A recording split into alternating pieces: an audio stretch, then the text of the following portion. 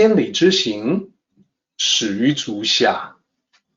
A journey of 1,000 miles begins beneath the feet. We now gather in the Tao to travel the journey together. Welcome to Tao Talks with Derek Lin, where we take a deep dive into the Tao Te Ching by Laozi.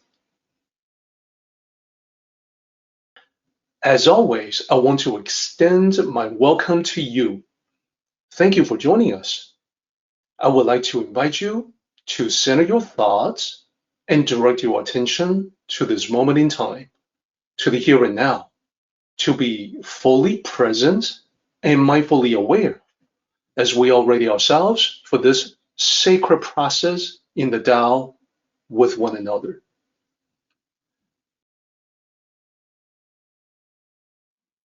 Chapter 8.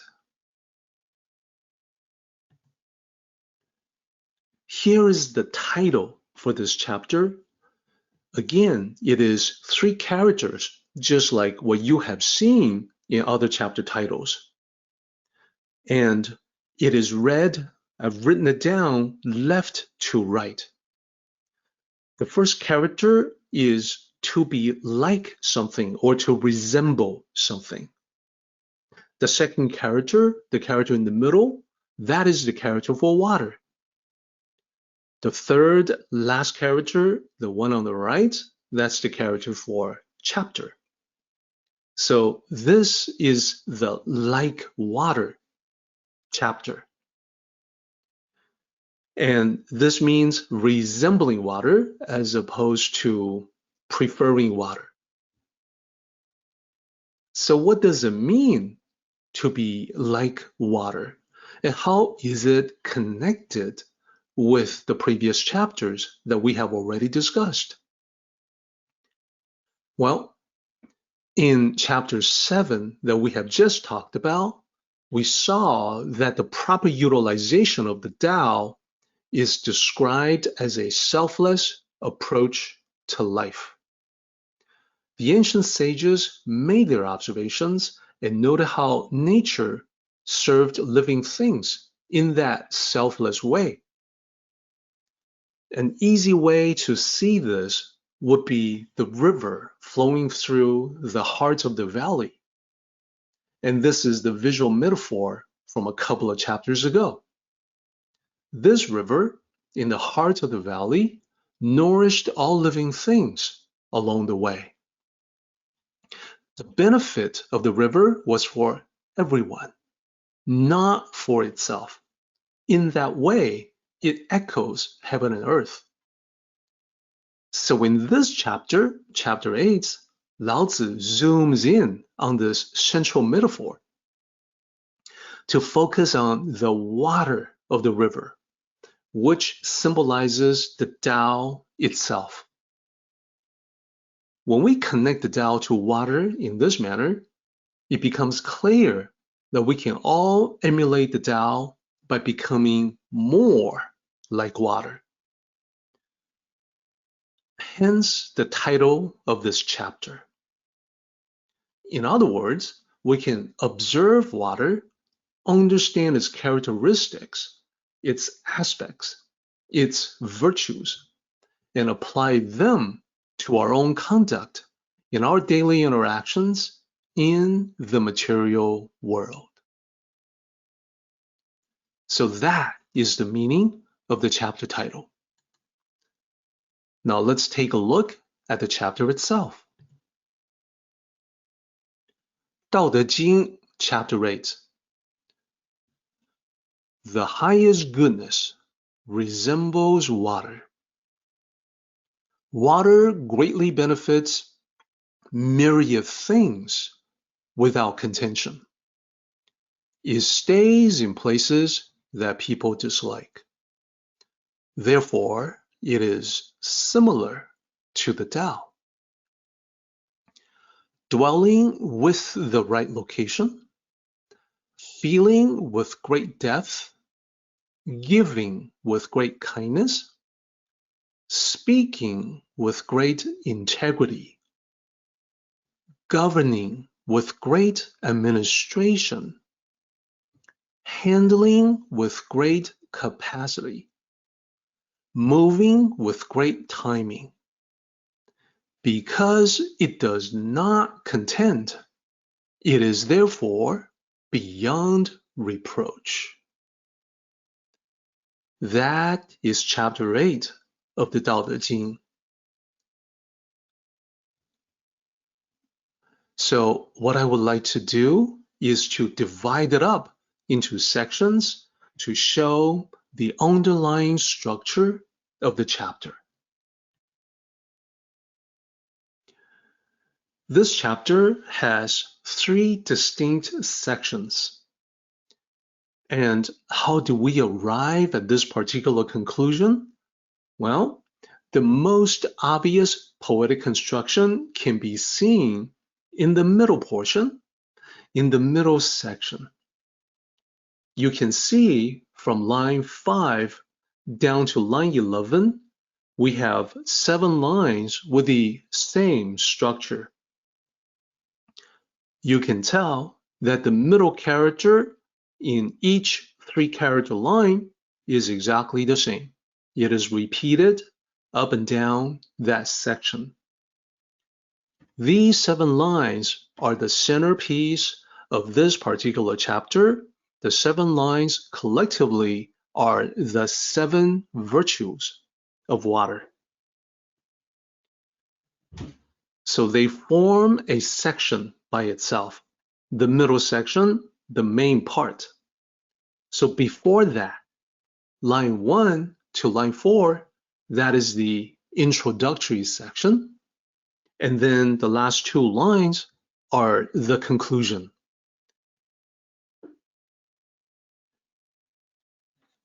So with that understanding of how the chapter is divided, I think we are now ready to zoom in on the chapter line by line. Now, one last thing that I'll point out before leaving this particular slide is that if you are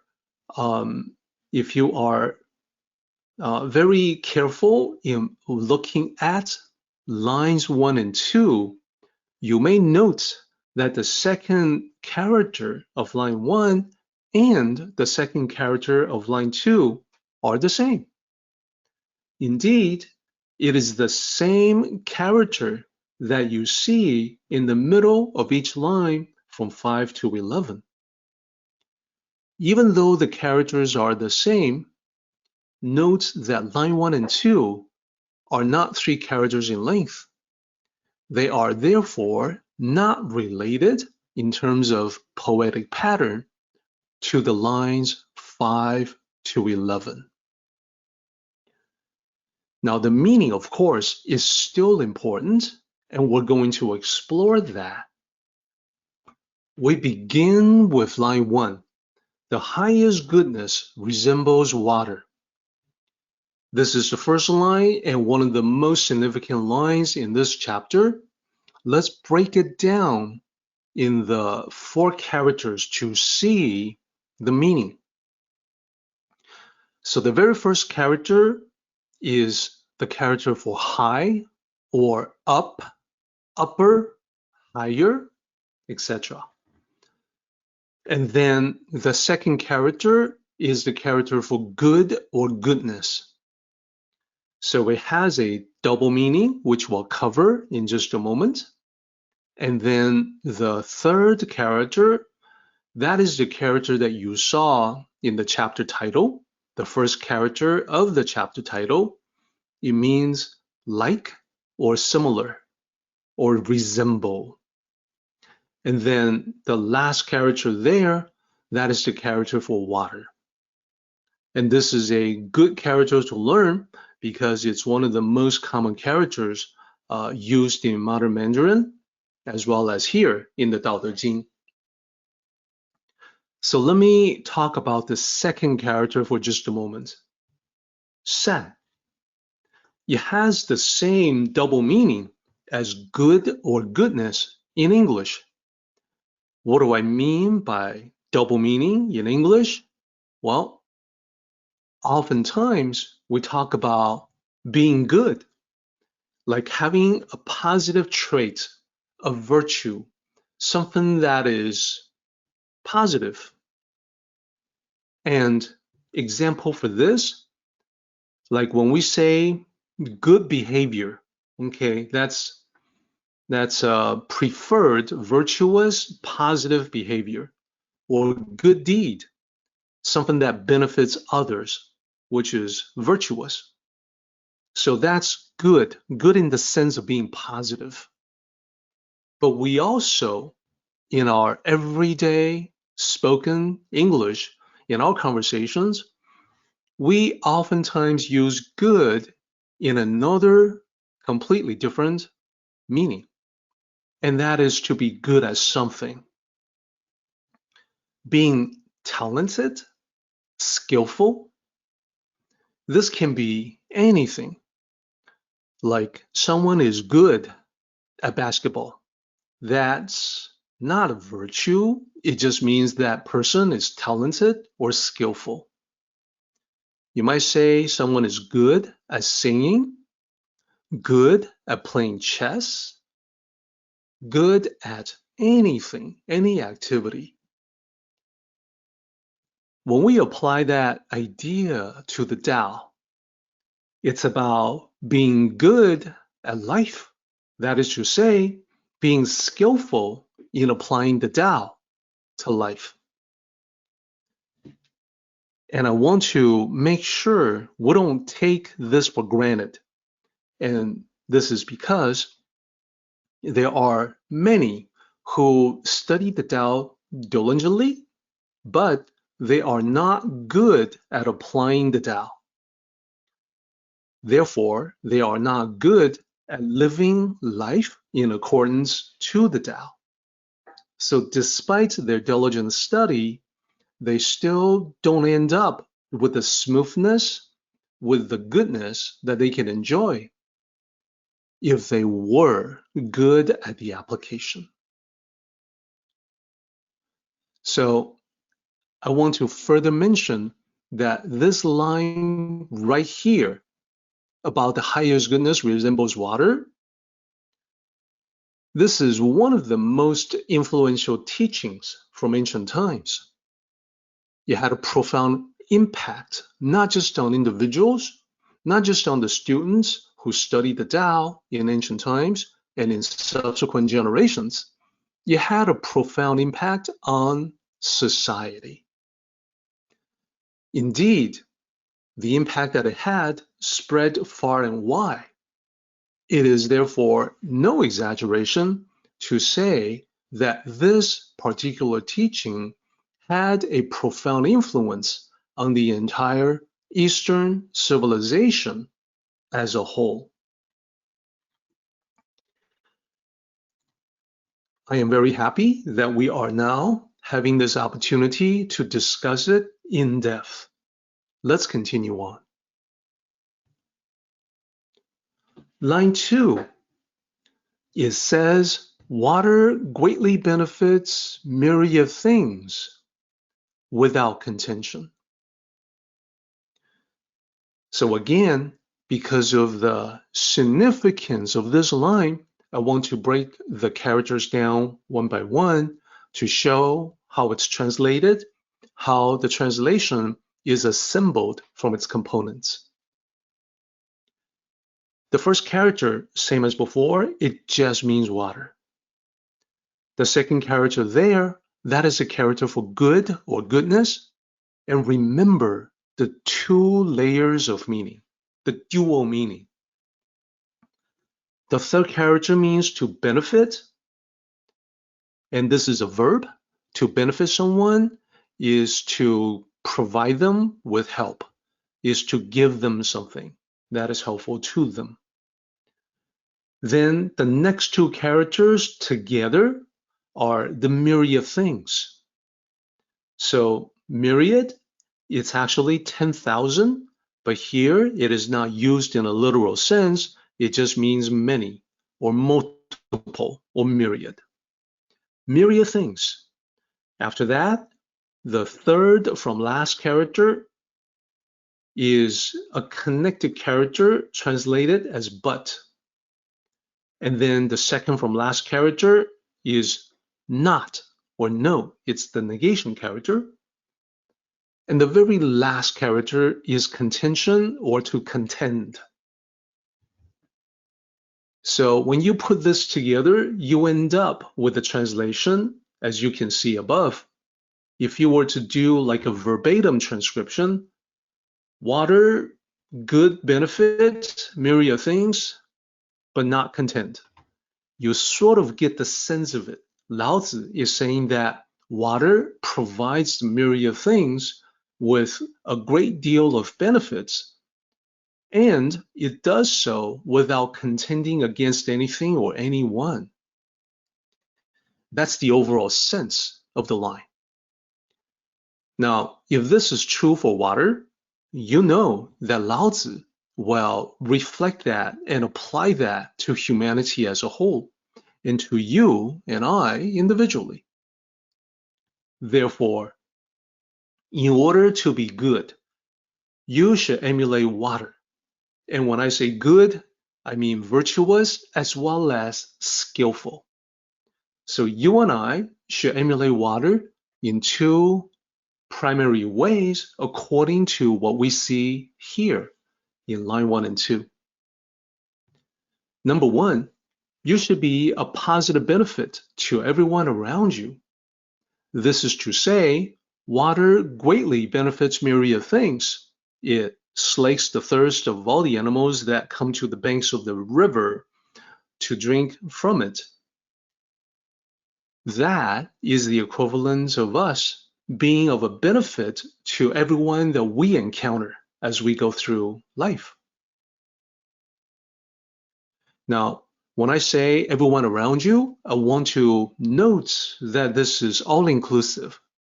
This is not about the workplace. It's about any place where people form into groups.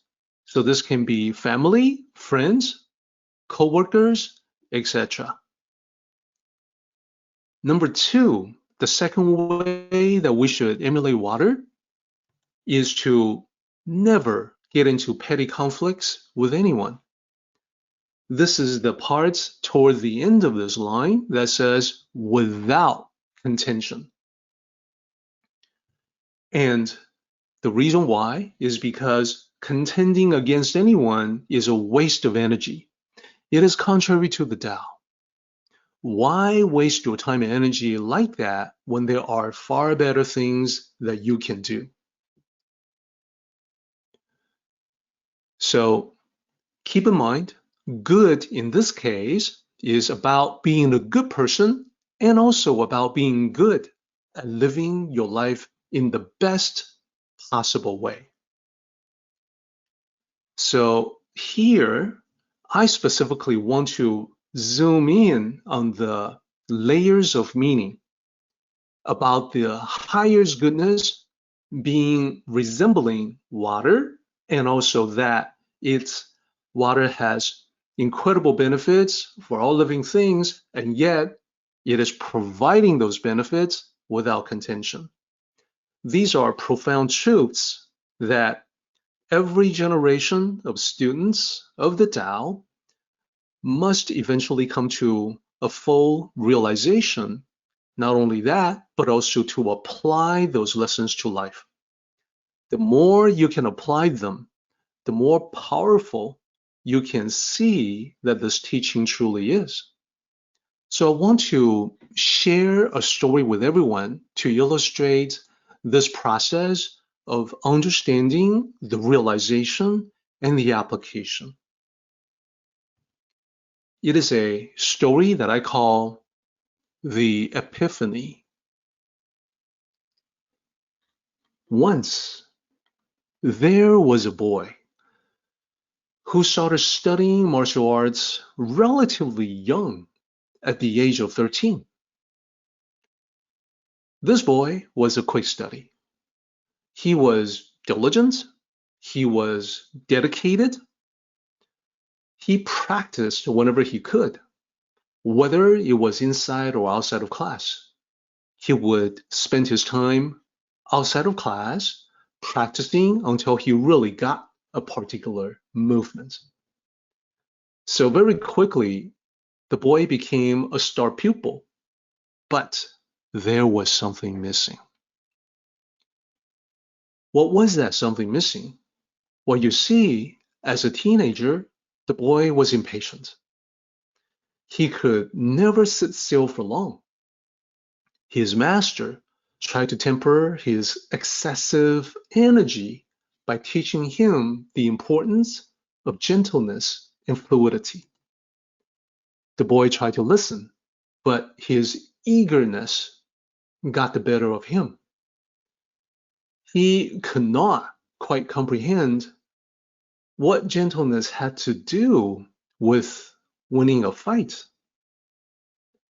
It didn't make any sense to him that while you are punching and kicking, what does all that have to do with relaxing or being gentle? His master explained that it was important to calm his mind, not focus on himself, but in a contest, follow his opponent's movements. Essentially, the master was trying to get the boy to practice the art of detachment.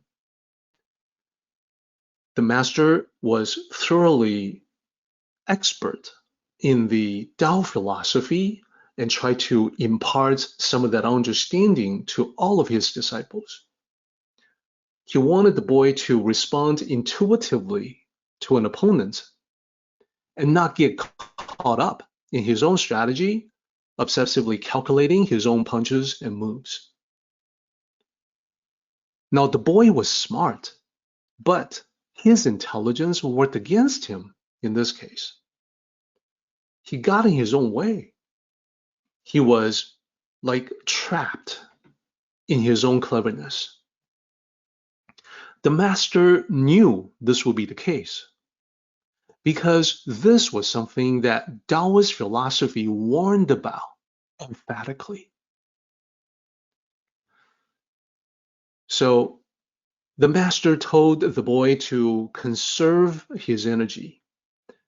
The master said, you have to go with the natural flow of things. Never assert yourself against nature, he said.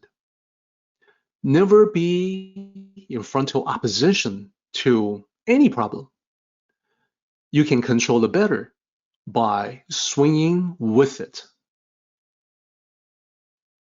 And finally, seeing that the boy still did not understand, the master said, I want you to not practice this week. Don't practice this week. Go home and think about what I've said. So this was upsetting to the boy. Don't practice for a whole week? That was like telling the boy to not breathe for a week.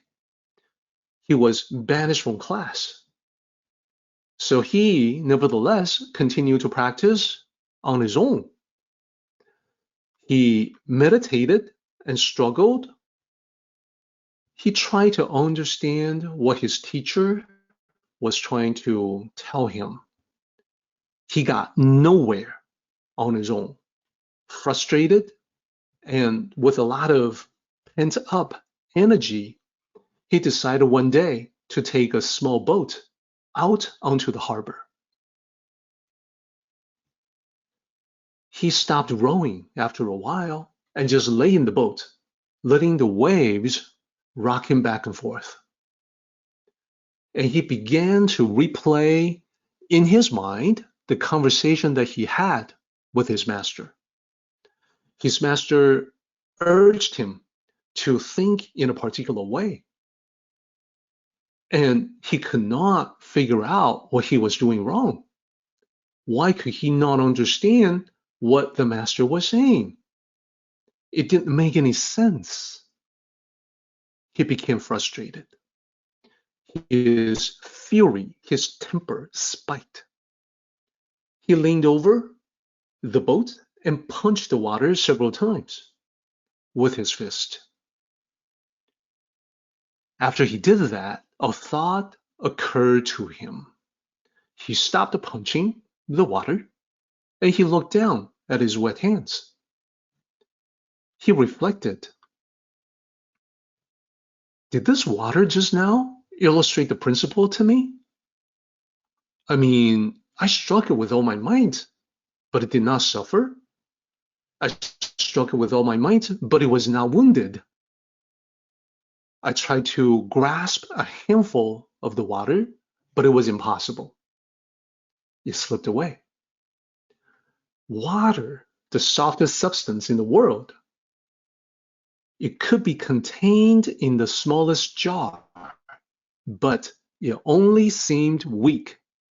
In reality, it could penetrate the hardest substances in the world. Then he realized this was it. He thought to himself, I want to be like the nature of water.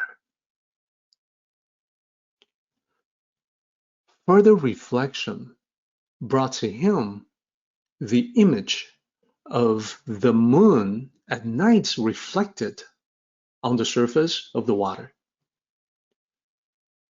If he struck the water with his fist, the reflection of the moon would scatter on impact. But after a moment, the water would settle and the reflection of the moon would return, exactly the same as it was before. This was the beginning of the young man's long and close relationship with water, an element that is soft yet strong, natural yet able to be directed, detached yet powerful, and above all, essential to life. Many years later, as a world-famous martial artist, he would write about this moment in the harbor. To him, it was one of the most pivotal and formative moments of his life. In a television interview, he said, "Be water, my friend." And this became his most well-known quote, still widely cited decades after his passing. His name was Bruce Lee.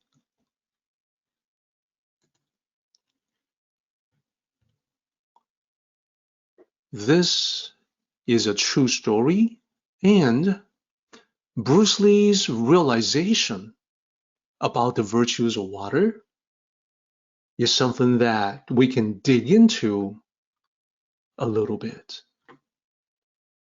First, his realization was that water is never contentious. The Tao teaching of non-contention.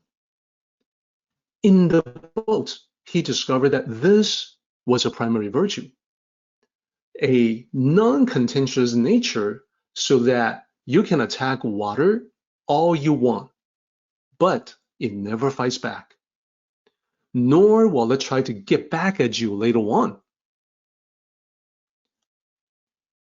2, water is the ultimate in humility. The young boy realized that water is part of nature. It has no human emotions. It cannot be attached to anything. It doesn't get offended when you strike at it. In that way, it demonstrates the ultimate in humility. The boy realized also, water is powerful. He tried all he could, but water, he noted, could not be hurt. It could not be wounded. This is referred to by Lao Tzu as water having great capabilities because it is so incredibly powerful and versatile.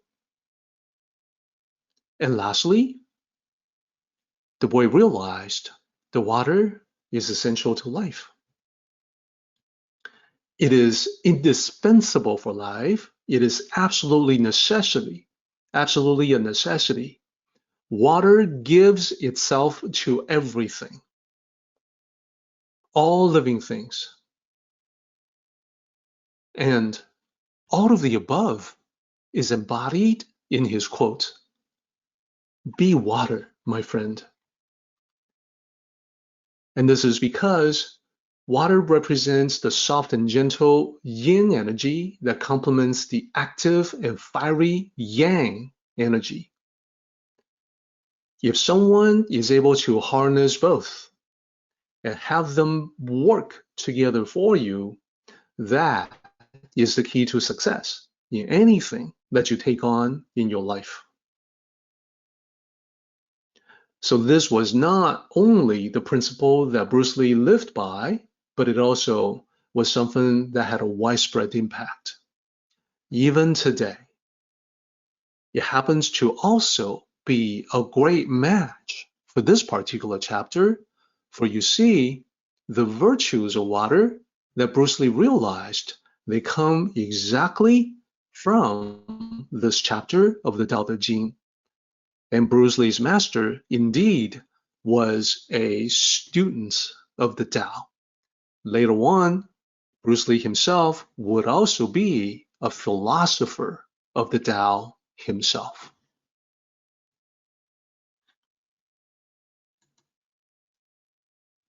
Let us move on. Line 3. Line 3 says, it stays in places that people dislike. So the ancients observed that water always flowed to the lowest point. That is what they meant when they said the places that people disliked. People don't want to occupy the lowest point. Quite the opposite. They wanted to take the high ground. So the ancients observed that water behaved in a way that was opposite to how people behaved.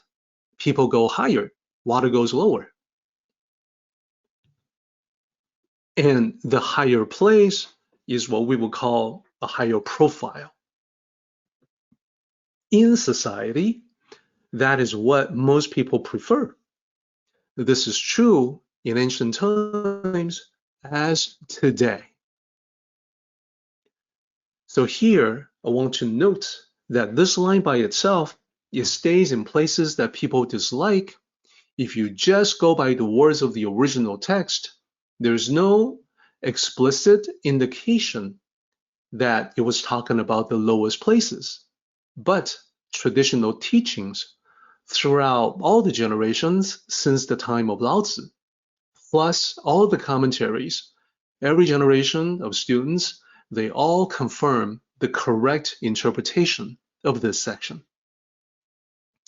And when we say the lowest point is the lowest point in any vicinity, this is true of water, no matter where you happen to be.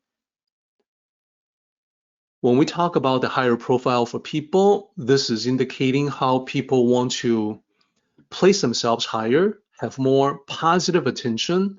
They want to have external approval. They want to have praise. This is like putting themselves up on a pedestal. At the very least, in their minds, in their own thoughts, they tend to put themselves on the moral high ground. What I mean by that is, if you look around, pay attention to what people do and how they justify their actions, you can see how the vast majority of people justify what they do in a way that put themselves in the best possible light. They may say things like, well, I didn't do it for myself. I did it for them. I did it to help people. I did it for their own good. They paint themselves in an altruistic, selfish light, whether or not that was actually true. a politician who is hungry for power may say, I am not running for office for that. I'm not running for office because I want power, fame, and fortune. I'm doing it for the people. So this is how almost everyone will put themselves in the best possible light, present themselves as being morally on higher ground to justify what they do. Regardless of how they justify, it's a manifestation of arrogance, here defined as the excessive attachment to oneself. Now, we can see that water represents the opposite. Water doesn't care. This is the freedom from the need for attention. So if we're able to cultivate ourselves to a point where we also free ourselves, liberate ourselves from that need, we actually become spiritually more powerful individuals. We begin to take on the power, the effectiveness, the versatility of water itself. Next line, line 4. Therefore, it is similar to the Tao. And here I want to be very specific. When I say similar to the Tao, this is specifically pointing to the Tao of humility. I also want to be very careful here that flowing to the lowest point for water, when we map it to human attitudes and activities, it doesn't mean being lowly or inferior. Quite the opposite. You see, in the Tao, humility manifests in specific ways. One, it is a gentle mindset that has no wish to be domineering. This is internal to the Tao cultivator. Within the mind of the Tao cultivator, there's only gentleness and harmony. Now, those who embrace the Tao of humility acknowledge that human beings are diverse. Therefore, they do not consider themselves to be more advanced than those who do not know the Tao. They just have a different approach. Now, Tao cultivators do know that the different Tao-centric approach to life can oftentimes yield much better results. Knowing that is the case does not prevent Tao cultivators from remaining open to other ways of approaching life. So this is the internal manifestation in the mind. What about external manifestation? The Tao humility externally manifests as a modest, unassuming demeanor without pretentious airs. So the image that the Tao cultivators naturally project is somebody who is very approachable, courteous, respectful, and keeping it very simple. So now, as we have talked about line 4, I want to bring together the first 4 lines. It is important for us to recognize the differences and the subtle distinctions of what Lao Tzu is trying to convey. First, let's go back to the observation of the sages that most people tend not to understand humility all that much. The majority of humanity constantly are striving for the higher profile and ever more attention. So this is an indication about the ego, that the ego of the people who are striving for the higher profile tend to be inflated, overblown, And this is a result of a distorted and unrealistic view of oneself. Like, look, everybody, look at how great I am. I am so great. I am so cool. So this is the inference that when Lao Tzu says water occupies the places people dislike, you can tell, you can infer from that, he is also saying people like the higher places, metaphorically, the higher profile. So we often see this in the people around us.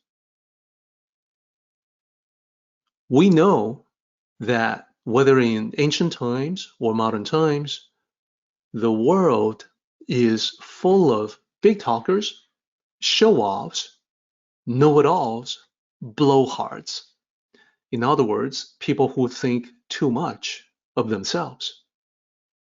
And if we're to be fully self-aware, what I have talked about quite possibly includes us as well. At least it can be us before we become aware of it as a fault and begin addressing it through the Tao. It's a challenge because we're talking about probably the most common condition of humanity. And when I say this distorted and unrealistic view of oneself, I think you know what I mean. It's that wildly exaggerated of one's own greatness. So what is the manifestation of this? Well, internally, it is a desire and an obsession. Desire to be seen, noticed, recognized, and praised. That desire becomes a need, a craving. It's an obsession to get ahead, to step on and over other people. In the obsessive state, the end justifies the means. So overall, I'm painting a picture of this overzealous pursuit of external recognition and validation. And from experience, we can also tell that this overzealous pursuit oftentimes is the result of a deep-seated insecurity. So this is what we can infer from what Lao Tzu has written. Now, let me talk about the opposite of this. The true opposite of the arrogant or the overblown ego. And I want to make sure that we all understand the opposite of arrogance is not humility. It is a common misconception that arrogance and humility are the two sides of a coin. That is not the case in the Tao. And that is what I want this slide to illustrate to you the reason why. Here's the opposite. The opposite of arrogance would be the individuals who suffer from crippling low self-esteem, not the humble person. And instead of the inflated and overblown ego, we've got a deflated and damaged ego. Damaged like a punctured balloon. And perhaps it is a result of a traumatic experience or setbacks in life. Now, I also need to point out that the bottom row oftentimes goes hand in hand with the top row. Even though they're diametrically opposite, they oftentimes get linked together. What I mean is that, for instance, when the ego gets too big, it becomes this overinflated balloon, and then it encounters the pinprick of reality, and it pops. When it pops, it becomes the deflated and damaged ego at the bottom. The result of trauma or setbacks. Well, trauma or setbacks perhaps was the result of the overinflated and overblown ego. Therefore, they are actually related. It is also very common for us to see people who exhibit both. That is, they overcompensate for the low self-esteem by pumping themselves up to artificially, temporarily overinflate their ego. So in that particular situation, you see this associated with people who go from this deep depression to being manic. So this has a whole bunch of manifestations as well. For instance, we see people constantly compare themselves against others, and then because of the low self-esteem, begin to be depressed or feel insecure. We see the imposter syndrome. So that is a thing where people doubt themselves. They're anxious. They are afraid. What are they afraid of? That they don't deserve to be where they're at. That other people have made a mistake to put them in a particular position when clearly they are not worthy. That they don't have the value to justify that position. That is the imposter syndrome. Other manifestations include the active avoidance of attention, up to and including running away. And it is due to the complete lack of self-respect and confidence.